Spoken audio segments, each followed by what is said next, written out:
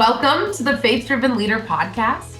My name is Mariel Curtis, and I'm our host, which is a little abnormal. It's normally Anna's our host, but today she's our guest. So it's always a treat, Ann, to have you as the guest on your own podcast. Welcome. This is so fun. It's always what I love about this is this is like our listeners' opportunity to have a peek into what Mariel and Ann talk about on a regular basis. So I just think this is going to be fun. And thank you for encouraging me to sometimes be the guest, because I love to interview other people, but it's always fun to be on the other side of the table.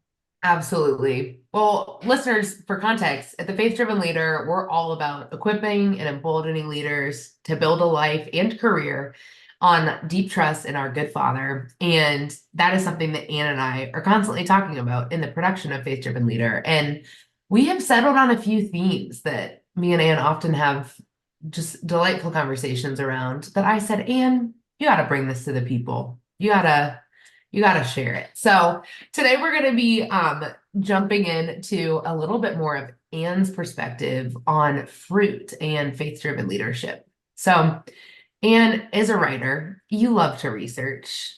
There's so much information that you have come across around fruit. I would love to first start off. Just tell us something that you've learned about fruit, actual fruit. Well, first, let me say, it's so funny because I was thinking about, have I always been a researcher? I was asking myself that question this morning. Have I always been that kind of person? I think I have. I think I've always been the kind of person that just wants to go find out what is already being said or talked about. And I think it's because there's so much power in analog. When you learn about one topic, you can reapply it to so many other areas. So I think that's probably why I love research so much. And then obviously a whole career in market research kind of drilled that into me, the importance of just going out and asking and seeing what's out there. But it's interesting because, the Bible talks so much about fruit, and it talks about, that God is the vine and we are the branches and we want to produce fruit. And it talks about the fruits of the Spirit and all this kind of stuff. And it really piqued my interest. And I will tell you, I remember as a kid that we used to go to this apple farm in Milford, Ohio. I think it was called Rousters Apple House or something like that.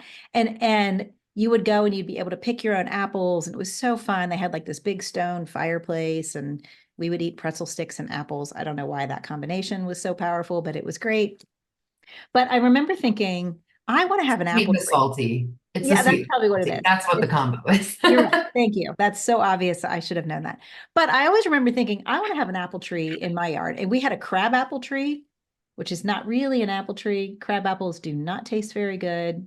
Do not recommend eating those things. But anyway, I always wanted fruit trees in my yard. We can't grow a lot of fruits here in Cincinnati. The climate is not conducive to a ton of them. But anyway, I started digging around. Now that I am a grown up and I have my own house and I can decide what kind of trees I want to plant in my yard, started doing a little bit of research about fruit and fruit trees and grapevines and all of these things. And I tell you, it's interesting looking at that alongside the lens of what the Bible teaches us about fruit. And it really got me thinking a lot. So here's a couple things I learned about fruit in the natural world that are just really interesting when you pull the analog into who we are as leaders, how we live our lives, how we produce spiritual fruit. So the first thing that I find fascinating is that fruit takes a long time to grow. We did have a grapevine when I was a kid. And all I remember about it was picking the grapes off the vine and eating them. But I realized when I look back that there were probably 5 or 6 years where there were no grapes. Right? The vine was just growing and we were trimming it a lot and kind of pruning it and training it around the trellis that we had. And there might have been little tiny kind of sour grapes, but there weren't the really juicy, delicious grapes that we got after 6 or 7 years. And after 6 or 7 years, we started getting grapes and we got them every year, but it took 6 or 7 years to even get them. And I learned that things like apples, some of them take 10 years for an apple tree to start regularly producing fruit. And this is so interesting in like our culture today, because the idea of producing fruit in our business, producing fruit in our career, in our lives, we want it to happen really quickly. Like that. Totally. Totally. Because we can get fruit delivered to our door like that if we want to. We just go on Amazon or, Whole Foods or Kroger or whatever grocery store chain is near to you, and you can get fruit delivered to your doorstep. But biblical fruit takes time. It takes time. And it takes a lot longer than we might suspect.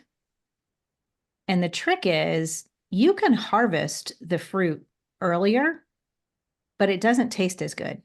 Hmm. It's just not as sweet. It's not as juicy. It's not as like life-giving and joy-giving as really delicious ripe fruit is. Mm. And I think that's a really important thing for us to understand when we think about the Bible calling us to produce fruit. I God's love not that. saying like right now you have to produce something great. He's saying this is going to take some time. Like you have to abide in me for a while before we're going to get to this. The Mm. other really interesting, I'll just share two facts. That's one of them. The second one that I find interesting isn't just about fruit in the natural world. It's really about all kinds of living organisms, especially plants, the ones that live outside. There's a seasonality to them. So very few climates allow for kind of year-round warm temperatures and sun. There are some climates like that. We don't live in one here in Cincinnati. We live in one where we get the love of all four seasons. And the truth is that all four seasons are actually really quite necessary for most types of fruit to grow and to thrive. So there's a season of blooming and harvesting, and then there's a season of rest and dormancy. And again, this is such an interesting analog for life and work and business and leadership. I think so many of us feel like if I just continue to work hard enough and just continue to hit the nail on the head day after day after day after day after day, then I'm going to produce fruit. And the reality is, the Lord's trying to teach us through nature and by using this analog of fruit that there are seasons. And sometimes Mm. we need to prune and sometimes we need to rest. And yes, there will be seasons of harvest, and then there will be seasons of dormancy. And that's very natural. But I know I've been through seasons in my career and in my life where I've kind of been upset with myself because why am I not producing fruit right now? Well, maybe I'm not producing fruit right now because it's a season where I'm being pruned or I'm resting in order to build up all of the nutrients and all of the good stuff that goes into producing fruit for the next season. So I really think there's so much interesting stuff you can find by just doing a couple of really creative Google searches and reading some articles about really how something in nature so often mirrors something that God is trying to teach us. And I think fruit is such a beautiful example of that. I love that. I so admire your curiosity. And I love that you have taken this metaphor from scripture and really tugged on it and continued to pull at sort of the depths and the layers of this metaphor and just how much more we continue to learn about ourselves and the way we are made as we learn more about fruit and fruit trees. And being in the winter season right now, like actual winter, is always just such a good reminder of we're not, yeah, we're not constantly producing fruit. And it's so countercultural to the hustle and bustle. Yeah. So we will definitely jump into rest in a moment.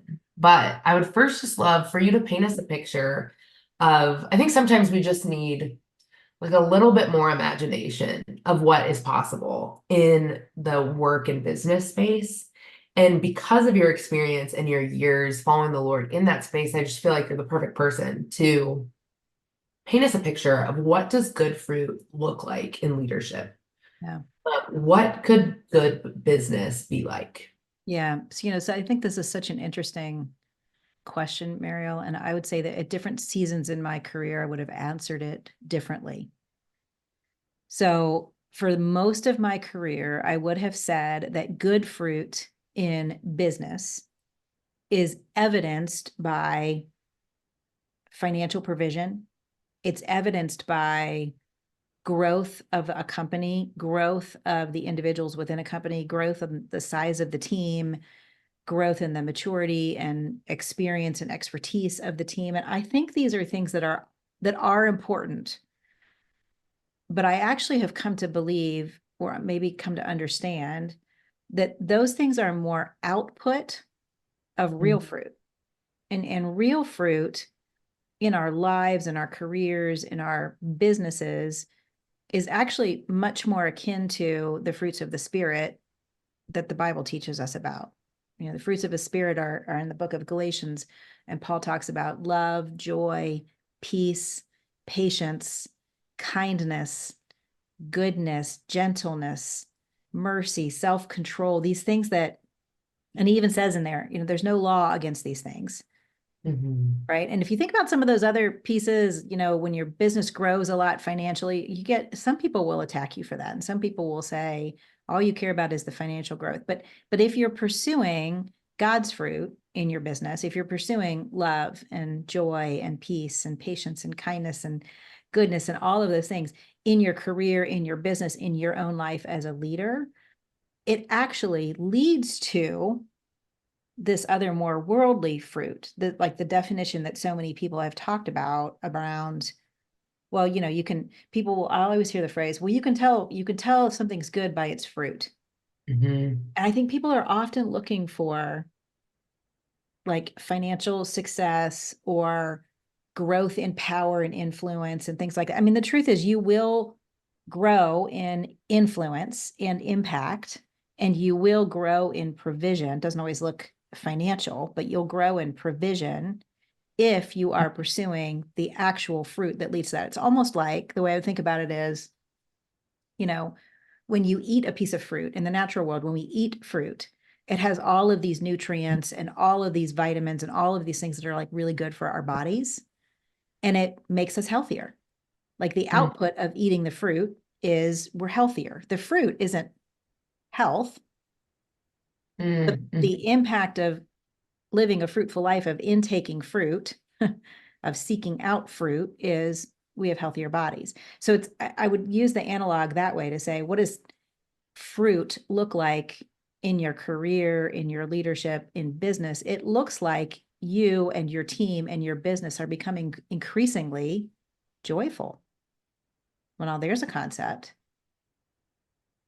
You're becoming more and more self-controlled. You're becoming more and more, you know, bolder but also more disciplined in how you approach things. You're becoming more and more like Jesus in a lot of ways. And this feels a little foreign to people, I think, sometimes, because it's like, well, that doesn't feel as tangible.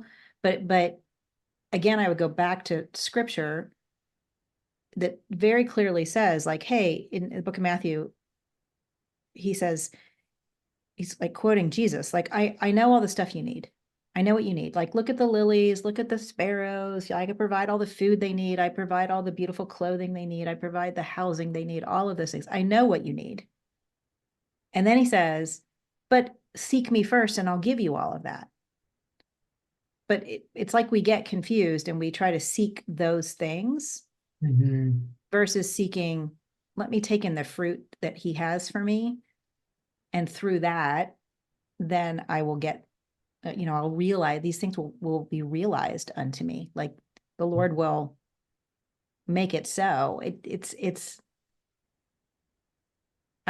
a lot of like theoretical scriptural things going on here, but but really it's, what I'm saying is, good fruit in business, good business, like godly good business, is loving and patient and peaceful and kind and meek and self-control. It is all of those things that we somehow have put in this other box that we think doesn't belong in the same category as business results. But those things are what lead to business results in the long term, like sustainable business results.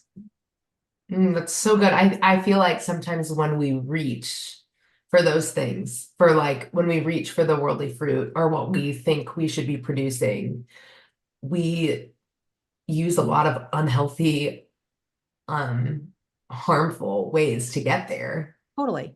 And the Lord he doesn't demand fruit. Like, do whatever you can. Come on, get Right. on board. He's about the process. Yeah. And so he doesn't invite us he doesn't want us to sow anxiety or sow anger into the workplace Yes.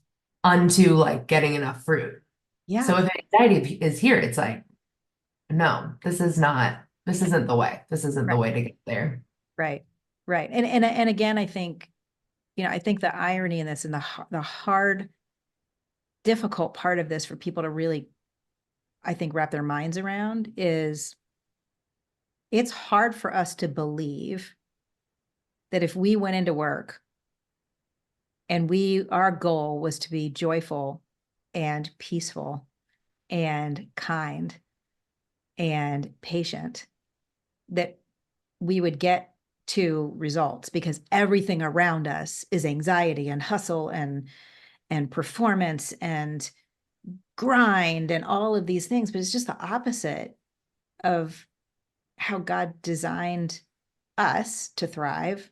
And we can see a picture of that in the natural world with how he designed the earth, and fruit just being such a beautiful metaphor of that. So it's countercultural.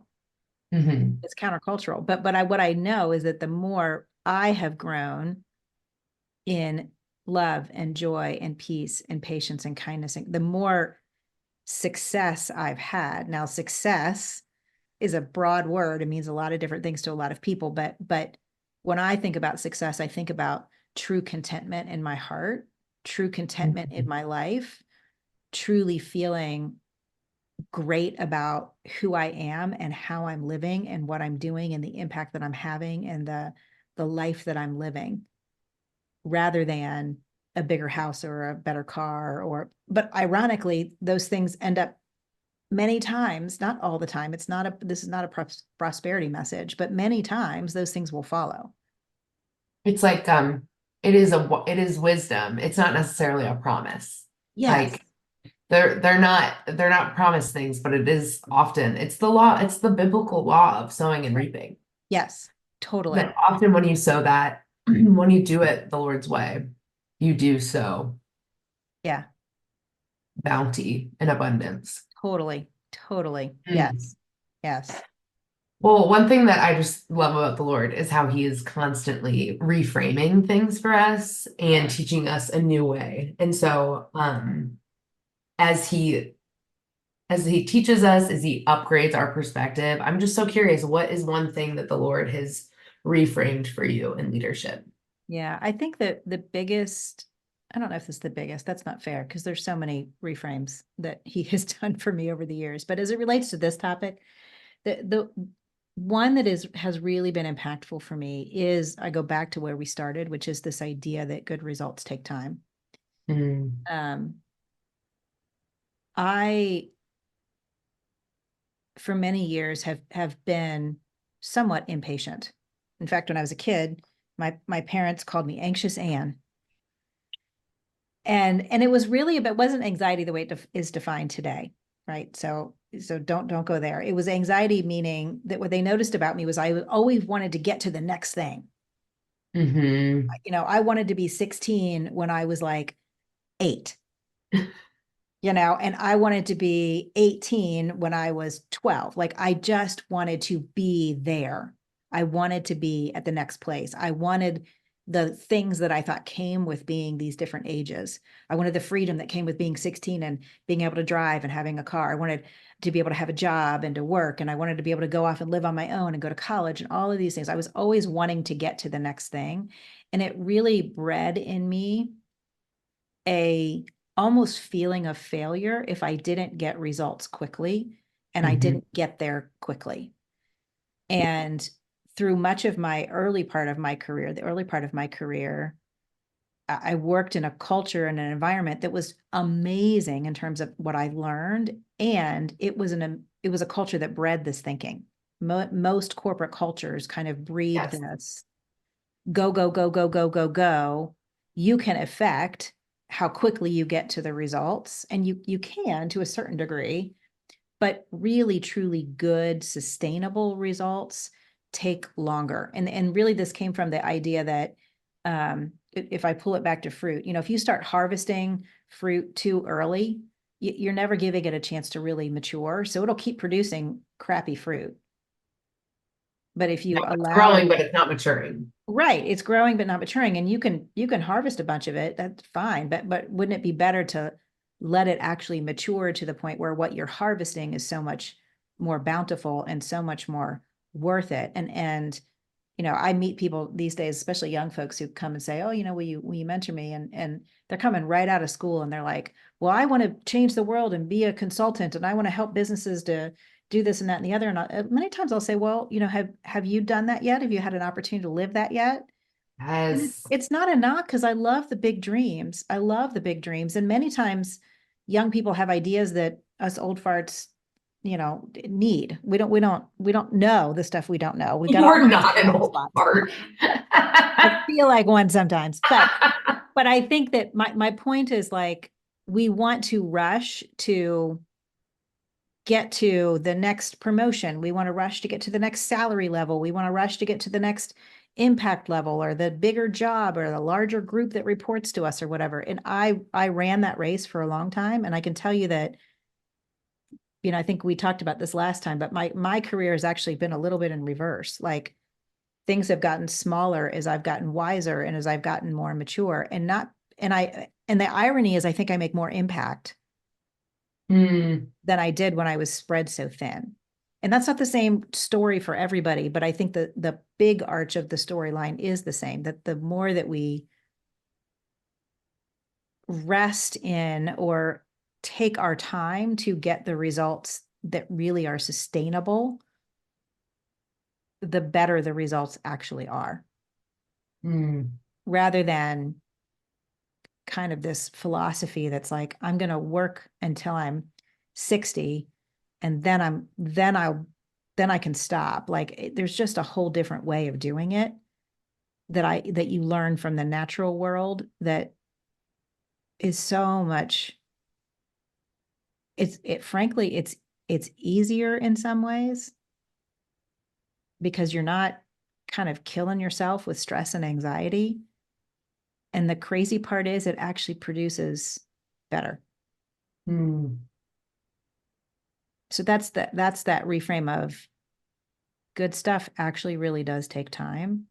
And the other piece of that is that the time it takes is actually good for you. Yes. It's growing you along the way, you know? Something I'm learning is like how much the Lord delights in my immaturity. Mhm. He's not rushing. He's not ready for me to be 60. Yeah. He's not comparing me to people that are in their 60s. He's enjoying the process of me learning. He's not disappointed that I'm 30 Yeah. and that I'm still learning how to have self-control. Well, You and know? yeah, It's and something that frankly, he's growing in me, and it's a process that we're doing together. totally, totally. And I think oftentimes we think about this stuff, like, we pray and we ask God, will you heal this thing? Or will you get me to this point? Or will you open this door? Or will you do this thing? Will you move this mountain? Or whatever it might be. And he can, but sometimes he doesn't, not because he's not listening, but because he knows that there's so much we have to learn, that he wants to show us in the process between here and there.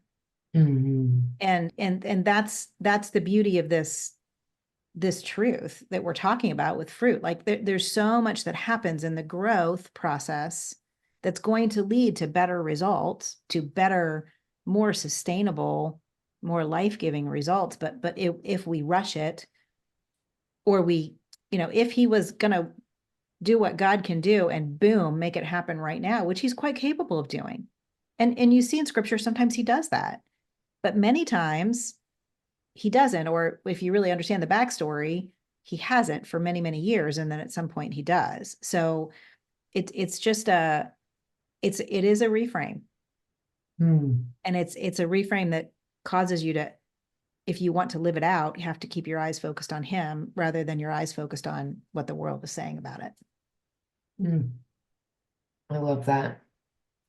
Well, as we've mentioned earlier, one thing that me and you end up talking about a lot is rest.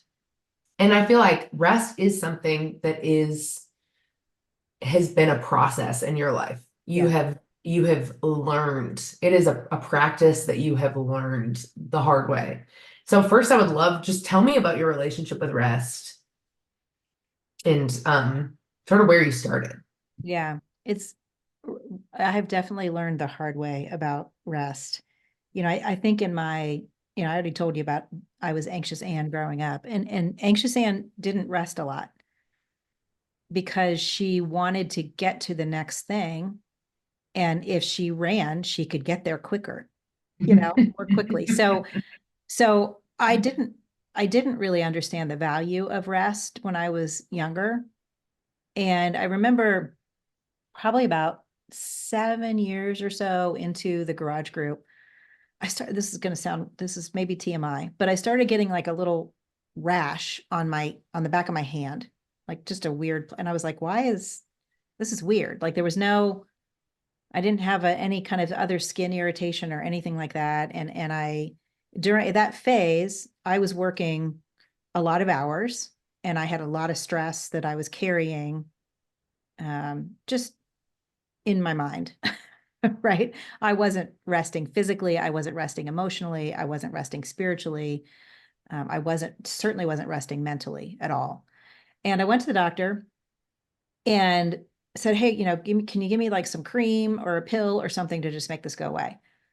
And, and she said, well, I have a question for you. I said, okay. And she said, is there a lot of stress in your life? Are you resting? And I looked at her and I'm like, well, yeah, but what does that have to do with this? Can you just give me a cream? Like I just want to get rid of these bumps on my skin. And essentially she was saying, like, your body is starting to manifest that you're not resting. And it was a bit of a smack in the face. It was a bit of a smack in the face. And when it happened, I actually took a moment and realized there were several other things going on with my health that weren't Mm. normal, that were signs that I really did need to rest. And I can't tell you how many people I meet who, they have something going on with their skin, or there's something going on with their joints, or there's something going on physically that Mhm. really, I'm not a doctor, so I can't tell you that it's always related to this, but so often it's related to the stress and the lack of rest that we're carrying around. And I remember coming out of that appointment and coming home and sitting down with Rich and just saying, something has to change. Something has to change. And that really began for me what was a exploration into what would it look like to really learn how to rest and rest well. And I Mm. started doing things like cutting back my hours, which didn't make any sense at the time, wasn't something that fit nicely into the agenda of the growth of the business. But I needed to learn how to do it. And over time, some of you have heard my story about the 18-month sabbatical that I thought was going to be a 3-month sabbatical. And I will tell you that by then, the Lord really taught me how to rest well. Mm. And resting well is like putting down the emotional and mental stress. And rest isn't always sleep, right? But sometimes it's sleep, sometimes it's play, sometimes it's getting out in the sunshine and taking a walk. Like it's taking a break from these responsibilities that we feel so obligated to carry all the time. And Yeah. I would say, I used to think, only time we need to rest is when we feel like we need it. So in other words, work until you're so tired that you need rest. And what I've now come to understand is that's actually the opposite of what the truth is, right? We need to rest so that we are prepared for what's next. And the more we rest well, the more energy we have, the more life we have, the more we have to give for whatever is next. And people will ask me all the time, gosh, you're so busy. And I'll say, no, I'm not busy. I gave up busy a couple years ago. I'm full. Yeah. My schedule is full, and I'm really good at resting. Mm, And the people will look at me like, I want some of that. I want to be good at resting. And it's actually quite simple to get there, but it's not easy. mm, It's resting is a choice. It's just a mm. Well, I love your description of where you were at 7 years in at the garage group. yeah. What do we do when we feel like our calendar is controlling us and not the other way around? It sounds like it was very inconvenient for Yes, you to cut back your hours. it So was. tell me about how we do it. It was very inconvenient. And and I saw a thing the other day that said, people are more like trees than they are machines. Back to Machines, our metaphor. We love right? it. Machines can like go, go, go, go, go, and they're made of metal and oil and grease and all those types of things. And trees have a very natural, as we've already talked about, seasonality of rest and things like that. And the reality is we are choosing, most of us are choosing to operate as if we are machines. Mm, The natural way that we are wired and designed is more like a tree. We need these cycles of rest and kind of dormancy and restoration, and we need seasons of harvest and blooming and new growth and all of those things. But the end of the day, what it comes down to is choices. And people will always say to me, I don't have a choice. I don't have a choice. Yes, you do. You do have a choice. You probably don't like the consequences of the choice, mm, right? So cutting my hours meant me being willing to say, I'm willing to cut my pay. Or I'm willing for us to say no to this project. Or I'm willing to not be part of this team anymore. Right? Now, I could have easily said, I don't have a choice. I don't have a choice. But I did. I did. mm, And even if you're not the owner or of the company or the boss, many times you have more choices than you realize. You probably just don't like the consequences. mm. And what I try to remind folks of or encourage them about is you're already paying consequences for the choices you're making, Yes. right? For Yes. me, it was a rash on my skin and my blood sugar was a mess and my hair was thinning. Like my hair was falling out. My hair was falling out. Like I was paying a consequence for the fact that I was working that much and going that hard. But at the end of the day, it was a choice I was making. So I had to recognize and say to myself, I'm willing to make a different choice. And I'm Mm, willing to deal with the consequences of that because I believe the trade-off in the end is actually going to be worth it. In the short term, it didn't feel like it was worth it. There was probably about 6 months where it was like, is this really paying off? But then slowly, as my energy started to rebuild and my health started to return, I started to see, oh, this is worth it. mm, I'm a better leader. I'm a better mom. I'm a better spouse. Like, I'm a better daughter. I'm a better sister. Like, all of those things were happening because I recognized I had a choice. And when we get to this point where our calendars are a mess, I sit down a lot of times with people and say, okay, let's talk about what is that getting you? What's in it for you to be going this hard? And enough probes and okay, well, what's in that? What's in it for you there? And like taking it up and up and up and a level, it usually gets to, well, I make this money and I feel like I'm making a great impact and I'm recognized for what I'm doing. It's like, okay, well, that's great. And let's talk about what are the consequences if you did something different. And are you willing to make those choices? And if you're not, that's okay. you can That's your stay where you are, choice. But but it's realizing it's a choice and it's not a just cho- something it that's happening to you. right versus I mean, think so many people just feel like, well, I don't have a choice. Yeah, you do. You're Hmm. making it. You are making the choice. And there's no judgment in it. You can make the choice that you want to make, but recognize it is a choice. Yes, I feel like sometimes at least for me, the propensity is to say, like, but if I don't do it, who will? Yes. And that's pride. That is like, it's all up to me. I'm in this alone. Everything's riding on me, and I got to carry myself and everyone else through the end. And Yeah. we end up in like this powerless, weird position where we feel obligated and resentful and burnt out.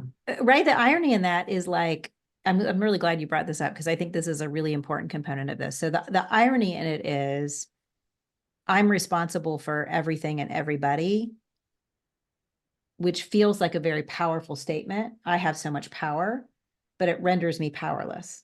Yes. And at the end of the day, that's because that's not a truth. Like you are not responsible for everything and everybody. You just aren't. That would be impossible. It's not possible. And the missing element that most people miss about rest is, yes, it's a choice. That's the first one. But the second one is it's a choice that necessitates trust. You Mm. have to trust God to step in. You have to trust God to provide. You have to trust what he says in his word. He says, if you pursue these things, love, joy, peace, patience, kindness, goodness, which by the way, you can't get if you never rest, almost impossible to get those things. If you do this, I will give you what you need. If you seek my kingdom, I will provide for your needs. Well, you have to trust that. And when we walk around feeling like we're responsible for everybody and everything, at the end of the day, we don't trust him. And this comes up for me on a regular basis. This isn't like you figure it out and all of a sudden you trust God perfectly. Yeah. Like I want to be Well, like Ann another Mariel. moment where fruit Right. takes a long time. Yes. It's And not, it's not we learn it once. right. We learn it over and over again. I think it becomes easier over time to remind ourselves and get ourselves there. But in the beginning, this is the hardest part, is like stopping and reminding ourselves, wait a minute, I'm not responsible for everyone and everything. I can trust God. He is trustworthy. Let me remember all the ways he's been trustworthy in my life. Mm. I can trust him. I can trust him if I go take a nap. By the way, before we record this, I was reading an article because I was fascinated by this. That, The researcher Ann strikes again. yes, researcher strikes again, that there's all of these studies, some of them done by the National Institute of Health. So these are not like, people trying to prop their product or whatever, like that show that if you take a nap in the middle of the day, you can increase your productivity by like 34%. So like a 30 to 40-minute nap gets you 2.5 to 3 hours of productivity. What? But we don't do it. We think that somehow we get more done by pushing through than we Mm. would if we took a little nap. We take a little nap or go take, I always tell people, sometimes I'll tell folks, go take a walk. Just go take a 5-minute walk. If it's cold outside, awesome. Breathe that cold air in. That'll wake you right up. Do something to rest. It will actually get you back productivity a heck of a lot more than you put into it. A heck of a lot more. Mm. That's so good. I love moments where research backs up Yeah. biblical truth. It's Right. like God's like, Evan, Totally. come on. Totally. Totally. Yes. Well, and one of the things that I have just loved working with you, I've admired you from afar actually. For listeners, I had followed Anne's career for a long time before I worked for her. Well, And that's not creepy at all. That's not creepy at all, Muriel. I'm just teasing. I'm just but teasing. um but yes, I followed her career for a long time. And the thing that I love about Anne is that she has authority. Authority is gained in the living and not just in knowing. There's a lot of people that know things about scripture or about God, but Anne, you have like walked with God Mm, in the context of work, and it has yielded fruit. And that is why you can speak to the fruit that the Lord grows in our lives. yeah. Um, and I just love this new path that you've taken, that you're now an executive leadership coach. Yeah. And I just wanted you to share with our listeners, how did you get there? This is so interesting, Mariel. And I'm just so geeked to be doing this because, as we've talked about before, like I did this pretty long sabbatical. after selling the garage group and really trying to figure out and discern what the Lord wanted for me next. And I ended up doing a lot of writing and things like that. But one of the things that he reminded me of during that season was that very early in my career, I felt like somebody might have spoken this over me, and or I heard the Lord say it, meaning I had the thought, and it certainly wasn't mine because I was a very low level, entry level role at the time. But I remember hearing that I was a leader of leaders. Mhm. And at the time I was like, I don't know if that makes sense to me because I don't know if I know what I'm doing yet. And ironically, I would still say there are many days when I think, I don't know if I know what I'm doing yet. But the Lord really has shown me, especially over the past 6 months or so, 6 months, past 6 months or so, that what I come alive when I get to sit down with somebody and say, let's talk about what you're wrestling with right now. How can we knock down some things that are in your way? How can we reframe some things? And especially when he uses some of the darkest moments of my own journey to help illuminate the next step for somebody else. Mm. And it is, of course, it's like him to do that. Like he does that. And so I felt like at some point in the past couple of months, I really heard very clearly, um, you know, you've been coaching people for a long time. You should actually just make that official. And I'm really enjoying it. It's so Oh, I love life-giving. it. I'm not in a stage right now where I'm trying to build another business. I'm in a stage right now where I want to give away what the Lord has given me. That doesn't mean I do coaching for free, by the way, but it does mean that my heart is very much about, I want people to grow and to benefit from, much like I learned from mentors that I had in my life and coaches that I had in my life. I want to be able to be that for other people. And um, I'm just having a great time. I'm really Mm, having a good time. I And love that it. feels good. Like, you know, I get a chance to work with, I mean, my current client list is everything from an entrepreneur who started a business and is trying to figure out whether or not they can scale it or whether or not they should do something different. Um, a corporate executive who's trying to figure out, you know, like, where do I go next? Do I want to stay in this corporate track? Do I want to do something different? How should I be thinking about that? I'm feeling some tension about those things. To, you know, a group that's running a small business that's growing very quickly, and how do we deal with the explosion of new employees and new customers and all of those types of things that are happening all at once at the same time. And to a musician and a producer who's trying to figure out, like, how should I really be thinking about where to invest? You know, this is one of those folks who I would say is like a 10 talent leader. He's got so many amazing gifts and talents. And sometimes when you're in that situation, it's hard to figure out, well, what should I go invest in? Where should I really plant myself? That kind of thing. So it's just such a broad range of folks. Like, that's just a couple of the examples of folks that I'm working with now. And I love the variety of it. And I love that there are lessons that God has that apply to any of them. And Mm. I would say, as it comes back to this topic we've been talking about today, Yes, bring it home. almost to definitely all of the folks I'm working with right now share this need for slow down, Mm. rest, take a breath, take a breath. And when we can do that, when we can quiet ourselves a bit, it's amazing how much the big problem in front of us starts to disintegrate, or the next step, it becomes much clearer because we've quieted all the noise that's happening around us. And that's what rest does for us, is it quiets that stuff so that we can hear better, so that we can see better. And it's, you know, and it's, we can start small. We can start small. Like I said, go take a walk, take a 5 minute Yes. walk in the middle of your day. Take, you know, go lay down. And if you work at home, go lay down and close your eyes for 10 minutes, 15 minutes. You know, you don't need to take a 3 hour nap. That's actually counterproductive. But a little power nap can be very, very productive. Take your dog for a walk. Play with your dog. Play with your kid. You know, go build a Lego set for 20 minutes or something and then come back. You'll be astounded at how much clearer things are just by doing that, and how much more settled you feel and how much more productive you are. Mm. Oh, I love it, Anne. Well, faith-driven leaders, I hope that this has been extremely encouraging to you and not just another thing that you need to add to your list, but I hope you see this as a personal invitation to give it a try. Just practice rest in whatever way feels a little bit of a stretch to you.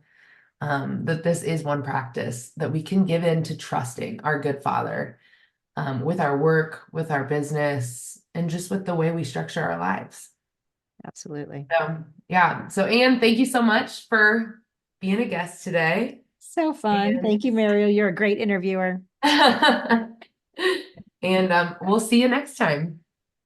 Well, hey, friends, I hope you are enjoying Faith Driven Leader as much as we do. Would you do me a big favor? Would you like and share this episode, a link to Faith Driven Leader? Would you consider giving us a review? Every one of those small actions makes a huge difference in our ability to reach even more folks with amazing stories that we get a chance to tell on Faith Driven Leader podcast. So we will thank you in advance for doing that. And I look forward to talking to you next time on Faith Driven Leader.